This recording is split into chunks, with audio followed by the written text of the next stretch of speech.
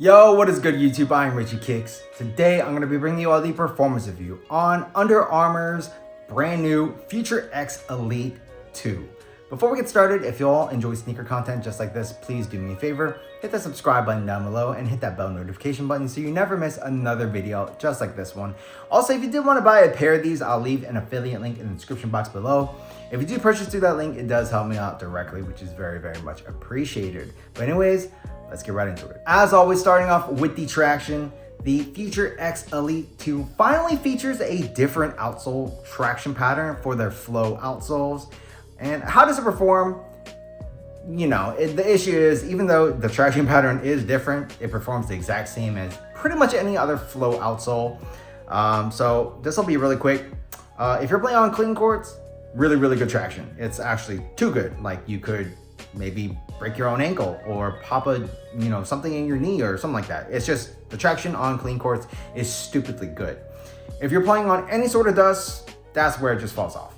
This thing picks up dust, you're gonna be sliding around, you can slip out. Yeah, traction on dust is just terrible. So yeah, performance on here is like pretty much any other flow outsole, and it is what it is, you know. Great on clean courts, sucky on moderate dust to any dust, really.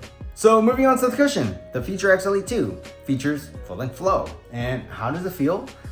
Surprisingly, not that bad. So in the heel, you do actually get a nice little bounce out of this. I would say impact protection is not bad at all. It's definitely not best. I would say it's like adequate, maybe slightly below adequate. But yeah, I mean, surprisingly, I actually felt some bounciness out of the heel in this shoe.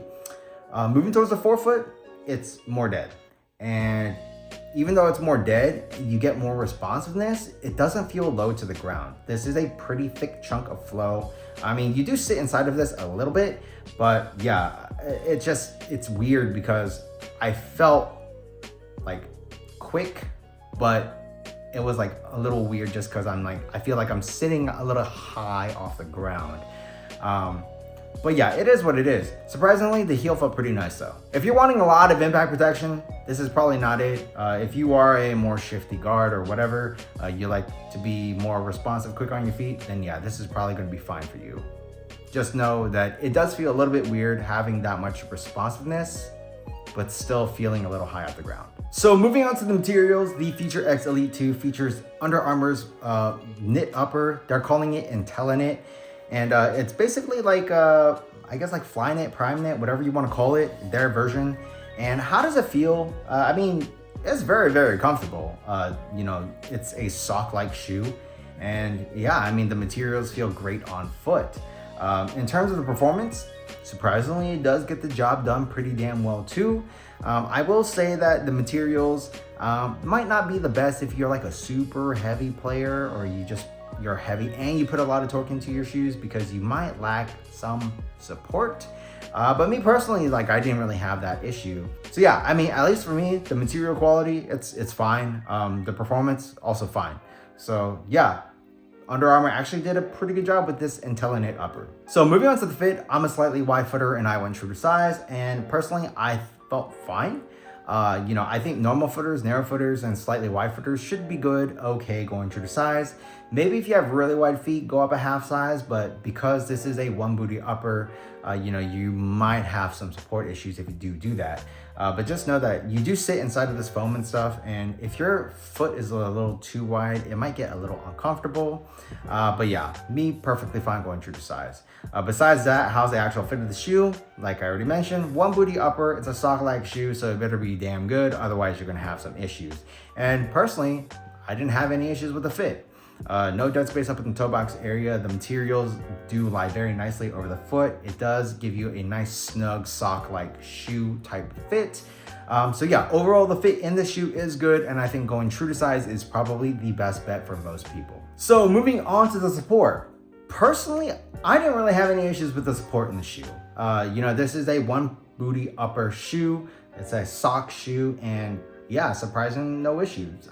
You do have an internal heel counter. The heel is nice and stable. You do have a little bit padding in here, but I didn't have any heel issues whatsoever.